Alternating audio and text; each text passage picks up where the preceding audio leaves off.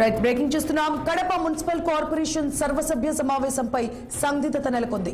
ఇంకా కౌన్సిల్ భేటీ ప్రారంభం కాలేదు.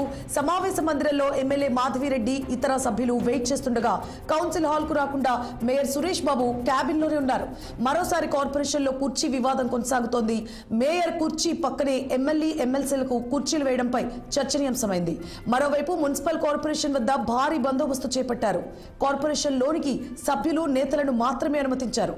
మరోవైపు కడప నగర కార్పొరేషన్ సమావేశంలో గందరగోళం నెలకొంది. పాలక మండలి సమావేశం నిర్వహించేందుకు కమిషనర్ మనోజ్ కుమార్ రెడ్డి అనుమతి నిరాకరించినట్లు తెలుస్తోంది.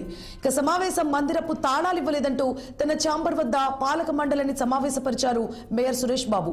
ఎమ్మెల్యే చెప్పినట్టుగా నిరంకుశ ధోరణితో కమిషనర్ వ్యవహరిస్తున్నారంటూ కార్పొరేటర్లు ఆరోపించారు.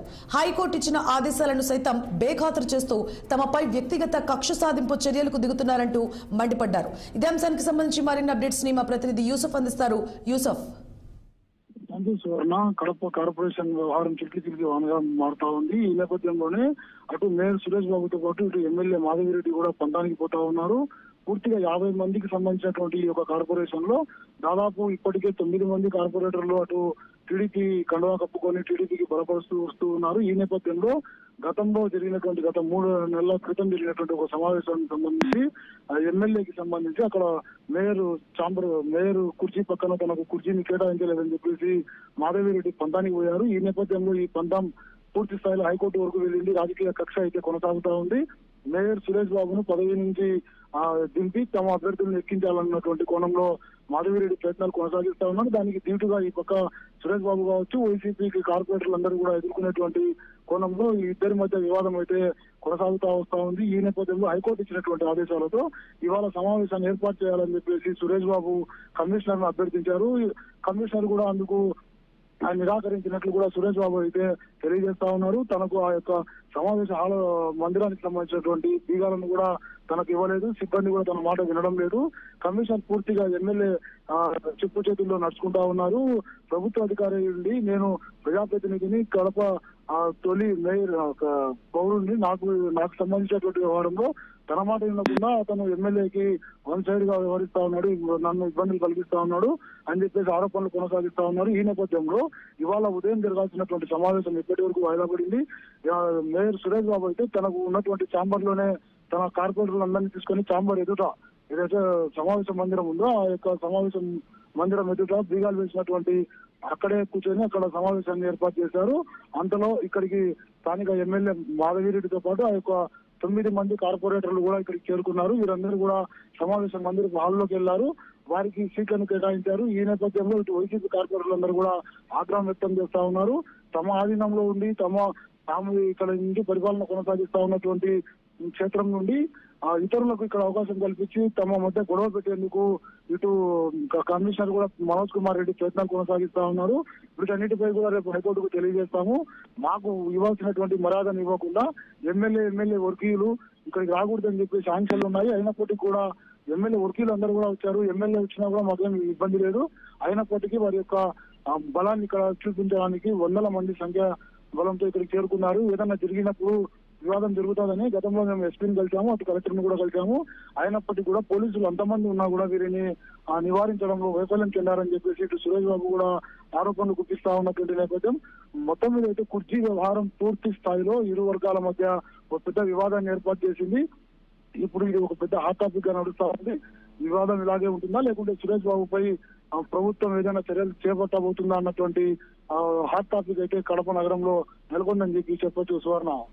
యూసఫ్, అయితే పాలక మండలి సమావేశానికి అనుమతి నిరాకరించారు కమిషనర్ మనోజ్ కుమార్ రెడ్డి.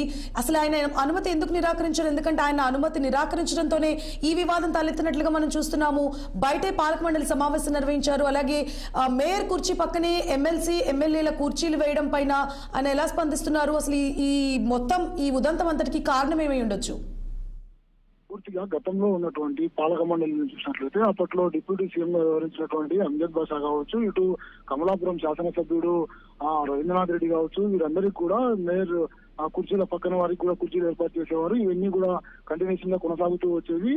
కాలక్రమేణా ప్రభుత్వం మారిన తర్వాత వీరు ప్రస్తుతం ఏదైతే పాలక మండలి కొనసాగిస్తా ఉన్నారో అధికార పార్టీకి ఇక్కడ స్థానం కల్పించకూడదు అన్నటువంటి ఉద్దేశంతో ఆ కుర్చీలను కూడా తొలగించారని చెప్పేసి ఇటు టీడీపీ ఆరోపణలు చూపిస్తా ఉంది. అది కావాలంటే మీరు చూసుకోవచ్చు అని చెప్పేసి డైరెక్ట్ మాధవిరెడ్డి అయితే చెప్తా ఉన్నారు. దాన్ని ఈ మేయర్ సురేష్ బాబు తనపై కక్ష కట్టారు, ఒక మహిళనని కూడా తనకు చూడకుండా అని చెప్పేసి గతంలో వివాదానికి తెరలేపారు. ఆ వివాదం కంటిన్యూషన్ గా కొనసాగుతా ఉన్నటువంటి నేపథ్యంలో మనోజ్ కుమార్ రెడ్డి కమిషనర్ గా కడపకు దాదాపు ఐఏఎస్ ప్రవీణ్ చంద్ర ఐఏఎస్ ఆఫీసర్ కమిషనర్ గా కొనసాగారు. ప్రభుత్వం కూటమి ప్రభుత్వం అధికారంలోకి వచ్చాక మనోజ్ కుమార్ రెడ్డిని ఇక్కడ కమిషనర్ గా తీసుకొచ్చారు. ఇతను దాదాపు మాధవిరెడ్డి కుటుంబానికి దగ్గర బంధువుగా కూడా మనకు వార్తలు వినపడతా ఉన్నాయి. ఈ నేపథ్యంలోనే కమిషనర్ ఎమ్మెల్యే ఇచ్చినటువంటి గైడ్ లైన్స్ ను ఫాలో అవుతా ఉన్నారు.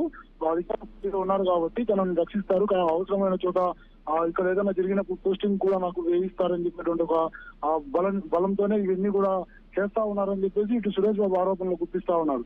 సురేష్ బాబు తనను సంప్రదించలేదు, సురేష్ బాబు సిబ్బందికి చెప్పారు, తన దృష్టికి ఈ వ్యవహారం రాలేదు, నేనైతే ఛాంబర్ ను ఇవ్వడానికి ఎప్పుడైనా సిద్ధంగా ఉన్నా అని చెప్పేసి మరోపక్క మనోజ్ కుమార్ రెడ్డి కూడా ఇప్పుడు మాట మార్చి ఆ కోణంలో అతని వర్షన్ కూడా వినిపిస్తా ఉన్నటువంటి నేపథ్యం.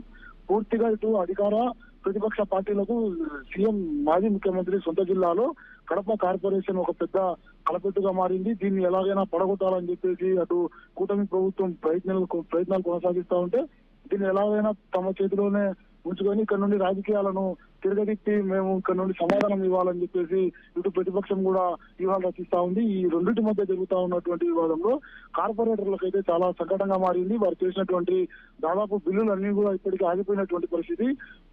కోట్ల రూపాయలు వ్యాయామంతో బిల్లులు తెచ్చి చేశారు. ఇప్పుడు ఈ వివాదం ప్రభుత్వానికి కావచ్చు ఇటు మేయర్ కు మధ్య జరుగుతా ఉన్నటువంటి వివాదం బిల్లులు అన్నిటికీ కూడా చెక్ పెట్టారు. ఇప్పుడు ఇది ఎలా తేలుతుందని చెప్పేసి వారు కూడా పెద్ద గందరగోళంలో ఎదురు చూస్తా ఉన్నటువంటి పరిణామాలు చోటు చేసుకున్నాయి. సువర్ణ.